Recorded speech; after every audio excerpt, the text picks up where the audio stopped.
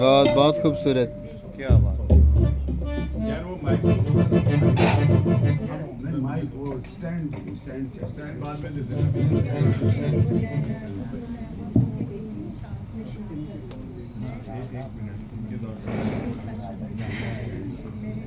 میری آواز نیچے رکھنا یار.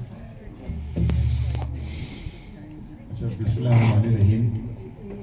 سب سے پہلے تو میں آپ تمام کو خوش آمدید بھی کہوں گا اور آپ کا شکریہ بھی ادا کروں گا کہ آج آپ نے ہمارے گھر کو رونق بخشی. ایسار صاحب نے تو اہتمام کیا تھا, ظاہر ہے اس نے کہا کہ آپ لوگ آئیں گے تو پھر کھانا بھی ہونا چاہیے, لیکن میں نے کہا میرے مرشد آ رہے ہیں تو مرشد کے لیے نا موسیقی بہت ضروری ہے. تو یہ بشارت صاحب جو ہیں یہ ہمارے بڑے اچھے دوست ہیں, پاکستان پولیس سے یہ وابستہ ہیں اور آرمی کے بھی یہ بڑے چہیتے ہیں.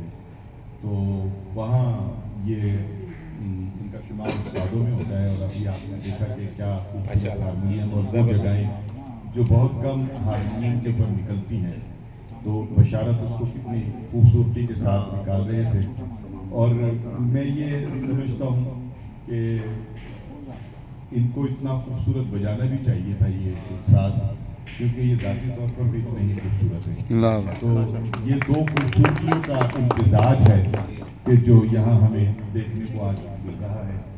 اور ان کے ساتھ جو موجود ہیں اشفاق کا بھی ایک تعلق جو ہے وہ بڑا پرانا ہے. جرمانہ پہ گیا آج میں نے اس کو تقریباً کوئی 40 سال بعد دیکھا ہے. جی میں ان سے کہہ رہا ہوں خاموش. اچھا, تو اشفاق جو ہیں ان کا بھی میوزک سے نا ایک بہت پرانا تعلق ہے. اور میں اشفاق کو بہت چھوٹی عمر سے میں سب کچھ بتا دیتا ہوں, تو کچھ نہیں چھوڑوں گا انشاءاللہ, سب بتا دیتا ہوں. تو وہ ایک پرانا تعلق جو ہے وہ ان کے ساتھ میرا ہے, اور میں انہیں بہت چھوٹے سے تھا جب دیکھا کرتا تھا. اور یہ اس دور کی بات ہے کہ جب میں اخبار بیچا کرتا تھا اور پرانے رسالوں کا دور تھا, تو میں ان کے اس بازار سے گزر کر وہ بیچتا ہوا جاتا تھا. تو ان کے والد صاحب یہ ڈھولک وغیرہ جو تھے یہ بنا رہے ہوتے تھے, طبلہ اور ڈھولک, چھوٹی سی دکان تھی. تو میں پھر وہاں تھوڑی دیر کے لیے رک جاتا تھا, کھڑا ہو جاتا تھا. ایک اندر تھی میوزک کی وہ محبت, اور وہاں سنتا رہتا تھا کہ یہ ڈھولک کیسے بنا رہے ہیں, اس کو کیسے ٹھیک کر رہے ہیں. پھر ایک دن میں نے ان سے کہا کہ اگر آپ مجھے اجازت دیں تو میں یہاں تھوڑی دیر بیٹھ جایا کروں. تو انہوں نے کہا کہ ہاں تم مطلب روتا کیوں نہ ہے, بیٹھ جا. تو میں نے پھر ان کو مطلب وہاں بیٹھ کر ڈھولک بناتے ہوئے دیکھا کہ ڈھولک اور طبلہ بنتا کیسے ہے. اور یہ چھوٹا سے ہوتے تھے, تو جو انسٹرومنٹ تیار ہو جاتا تھا تو یہ اس کو پھر چیک کرتے تھے. یہ دو بھائی تھے, یہ بیٹھ کر اس کو بجا کر دیکھتے تھے کہ یہ ٹھیک بنا ہے یا نہیں بنا ہے. تو اشفاق کو میں اس وقت سے جانتا ہوں, ریڈیو پاکستان سے یہ آؤٹ اسٹینڈنگ ہے, اور بڑے بڑے خاص صاحبوں کے ساتھ جو ہے انہوں نے سنگت کی ہے. اور ان کے ہاتھ سے اب آپ کو اندازہ ہو رہا ہوگا کہ کتنا سریلا اور کتنا اچھا بجا رہے ہیں.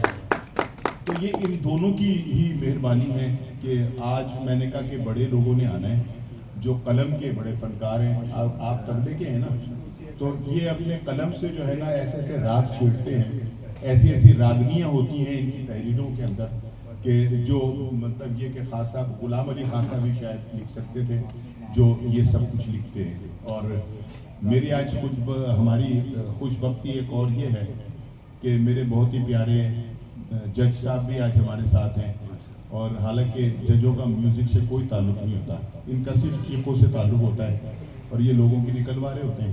تو لیکن یہ کہ آج جج صاحب ہمارے ساتھ موجود ہیں, انتہائی خوبصورت انسان اور بہت ہی پیارے, زبردست. مجھے تو یقین نہیں آتا کہ یہ لائر ہیں اور یہ جج ہیں.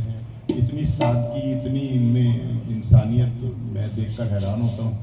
اور باقی یہ جو آپ کے سامنے تمام لوگ بیٹھے ہیں یہ قلم کے بہت بڑے لوگ ہیں, ٹھیک ہے نا. تو آج ہماری خوش بختی ہے کہ یہ تمام یہاں پہ موجود ہیں ہماری فرمائش پر, ہمارے کہنے پر. اور ہم آج ایک اچھی سی موسیقی جو ہے यकीनी तौर पे कोशिश करेंगे कि सुनाएं जो आपकी तबा के ऊपर जो है वो गिरा ना गुजरे और आप सबको जो है वो मज़ा आए। तो मैंने जितनी देर भी समा खराशी की इसलिए की कि थोड़ा सा इनको भी टाइम मिले और अब आप कोई भी गाने की फरमाइश करके उसका म्यूज़िकल वो जो है वो सुन सकते हैं, वरना ये है कि तो खुद ही बहुत अच्छा धुन बजाएंगे। और सर आज कोई ऐसा रिदम नहीं जो मैं नहीं निकाल सकता। अच्छा, जैसे कि ये एक गाना है इनका बड़ा फेमस है, कौन सा? तो सिर्फ उसका जो तबला बजा हुआ है वो बजाऊंगा तो ये गाना खुद समझ अच्छा।